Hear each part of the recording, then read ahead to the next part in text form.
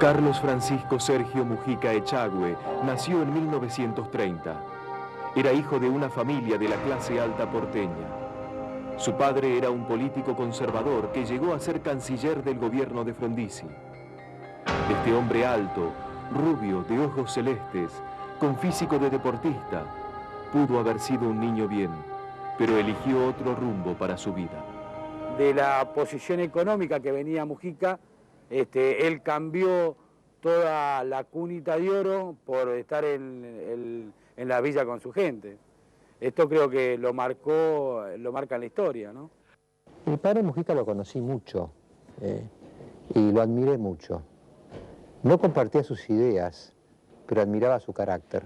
Era un hombre entregado, un verdadero sacerdote. Era un verdadero sacerdote entregado sin reservas a aquello en que creía. Me parece que se equivocó porque él desató fuerzas que después se convirtieron en violencia. Eso era un error.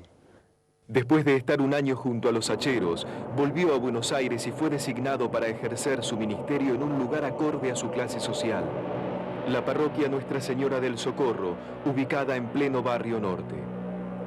En esa tradicional iglesia, el padre Mujica celebró sus primeras misas.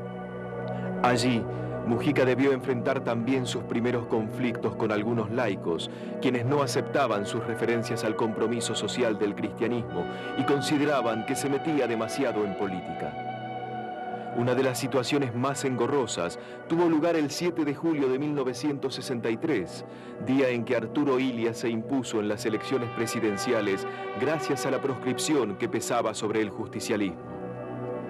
Muchos de los feligreses que estaban presentes desaprobaron a viva voz sus palabras. En esa misa se encontraba un joven abogado, el doctor Mariano Grondona. Bueno, él me parece que dijo que era un día algo así como, diríamos, triste, porque se había generado una nueva ilegitimidad que iba a traer graves consecuencias para Argentina, que entonces no era un día para celebrar. No sé si habría que decirlo desde el púlpito, ahora tendría mis segundos pensamientos sobre eso. Pero en ese momento había tenido un gran coraje, era la cosa de él. Él lo dijo y se le vació la iglesia, se le enojó la gente, era en un barrio donde la gente no le gustaba que dijera eso. Pero él no medía las consecuencias. Yo lo felicité porque yo más o menos pensaba lo mismo en esa época. El padre Mujica se desempeñaba como asesor de la Juventud de Estudiantes Católicos. El destino quiso que en esos días de 1964 conociera a 3 adolescentes, Mario Firmenich y Carlos Ramos, que tenían 16 años, y Fernando Abal Medina, de 17. Estos jóvenes, años más tarde, llegarían a ser los jefes de la organización armada Montoneros. Entonces yo creo que para la formación política de Montoneros tuvo mucha importancia las palabras de Mujica, si bien Mujica nunca estuvo claramente embanderado con la violencia y nada que se le parezca.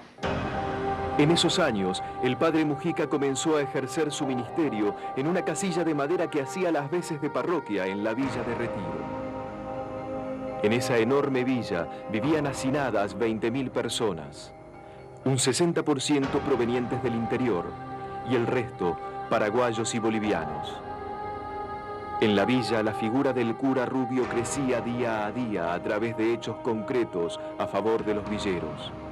Y Mujica se fue transformando en un líder natural.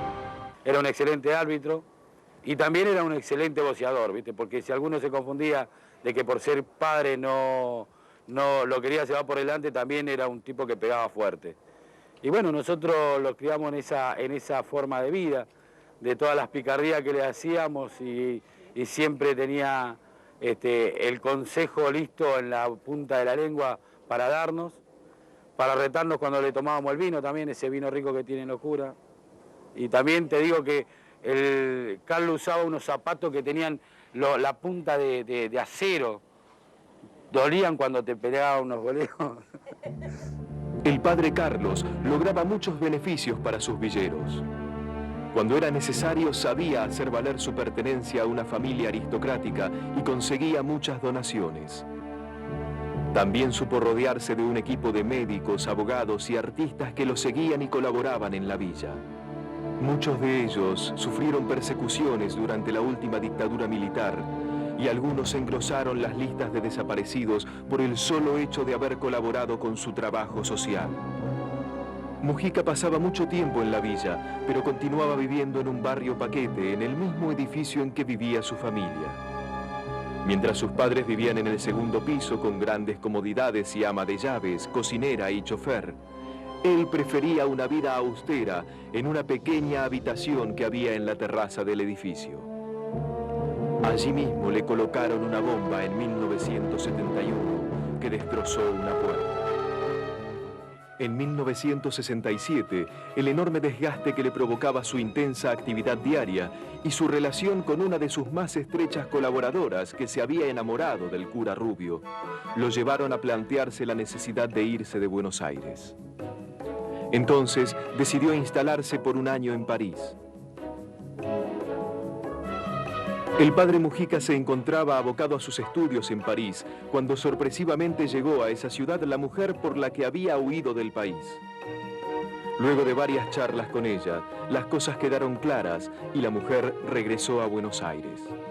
Había una cierta tendencia de las mujeres a acercarse a Carlos como sacerdote, bueno, para estar al lado de él y tratarían de decir, se lo laburaban inclusive, como dicen en la jerga, pero el tipo era de fierro. El tipo era de fierro. Durante ese año en Europa pudo concretar una entrevista con Perón en Madrid y conocer personalmente al líder del justicialismo. La simpatía y el carisma de este sacerdote un poco atípico impresionaron al general exiliado, quien percibió que contaba con un aliado que más adelante podría serle útil. Por su parte, Mujica había quedado fascinado con la personalidad de su anfitrión. Después de un año de autoexilio parisino, Mujica volvió a su trabajo en la Villa de Retiro. Ahora reclutaba una mayor cantidad de colaboradores para impartir la catequesis y organizaba campeonatos de fútbol en los cuales participaba como uno más. Era un jugador de fútbol, también, con toda la fortaleza que le ponía a su vida, esta misma fortaleza la ponía en la cancha. Puteaba como el que más, metía pata como el que más, y en la tarde de su muerte yo jugué al fútbol con él. Yo creo que él sabía, él presentía que algo le iba a suceder.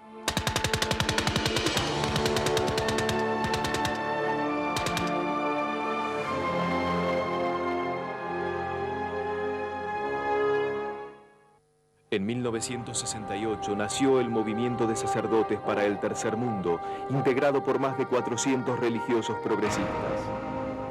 Su voz, sus expresiones y su imagen comenzaron a aparecer frecuentemente en los medios de comunicación.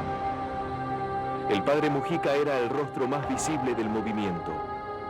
Su presencia en los medios lo transformó en una figura reconocida. Si acá no hay elecciones libres, nosotros no vamos a poder impedir que miles y miles de jóvenes ingresen los grupos guerrilleros, porque acá ya la alternativa es límite. En mayo de 1970, los montoneros secuestran y matan al expresidente Pedro Eugenio Aramburu.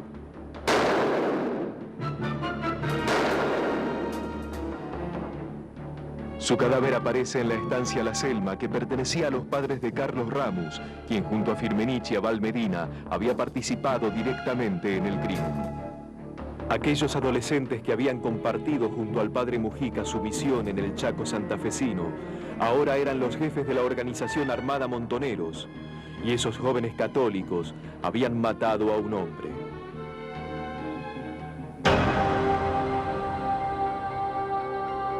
En estas circunstancias, el padre Mujica también conoció la cárcel. Unos meses después, Ramos y Abal Medina fueron abatidos por la policía. Sus familiares le pidieron una misa por el eterno descanso de los fallecidos. El padre Mujica, a pesar de estar distanciado ideológicamente de los guerrilleros, participó de esa misa, pero fue preso por una semana acusado de apología del crimen e incitación a la violencia. El 17 de noviembre de 1972, Perón volvía después de 18 años de exilio. En esa oportunidad, el padre Mujica integró la comitiva de 151 personas, representantes de distintos sectores del quehacer nacional, y volvió al país en el famoso charter de Alitalia, junto al líder del peronismo. Las relaciones entre Mujica y el general estaban en su apogeo. Perón le ofreció una candidatura como diputado, pero él la rechazó. Pero la confianza ciega que Mujica había depositado en Perón y su ardiente deseo por lograr mayores beneficios para los más humildes lo llevaron a cometer el error más grande de su vida.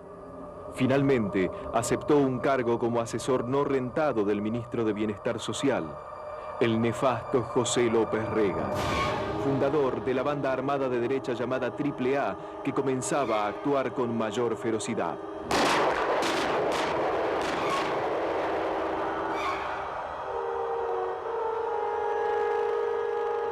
Al poco tiempo, Mujica descubrió un negociado del ministro para construir 500.000 casas y quedarse con una suculenta comisión. Inmediatamente renunció, pero en esa época, oponerse frontalmente a López Rega era arriesgar la propia vida. Cuando Perón asume el poder, Mujica se declara obviamente contrario a la violencia y va a tener una postura crítica frente a algunas actitudes de los montoneros y se va a ir distanciando cada vez más de los montoneros, al punto tal que en aquel momento se sospechó de que los montoneros tenían que ver con el crimen de Mujica, cosa que es absolutamente inexacta, y el crimen de Mujica está absolutamente confirmado, fue perpetrado por gente de la AAA, es decir, gente de López Rega, con la que Mujica estaba claramente enfrentado. Pero para algunos, aún hoy no está claro quiénes y por qué lo mataron. Era evidente que el padre Mujica estaba entre dos fuegos. Los dos grupos sospechados de haber cometido el crimen eran la organización armada Montoneros, de la cual se había distanciado y con la cual se había enfrentado durante los últimos meses, y las bandas de la derecha peronista ligadas a López Rega, cuyos conflictos con el sacerdote eran más profundos. El padre Carlos fue velado en su villa de retiro. Desde allí, el ataúd fue llevado a pulso hasta el cementerio de la Recoleta. Más de 20.000 personas de todas las clases sociales lo acompañaron. El mismo Vaticano lo definió como una víctima del amor, pero el general Perón, por el cual el padre Mujica también había luchado, no concurrió al entierro ni pronunció una sola palabra de condolencia. Los montoneros fueron expulsados del velorio. Un hecho similar ocurrió hace pocos años, cuando durante una marcha que recordaba el aniversario de su asesinato, fue reconocido el ex líder de los montoneros Mario Firmenich, al cual insultaron y echaron de la marcha. Todavía hay dudas sobre si al padre Mujica lo mató la AAA o los montoneros. Él estaba regalado, porque él había acompañado de alguna manera a los montoneros, se había retirado de la violencia, él se dio cuenta del exceso.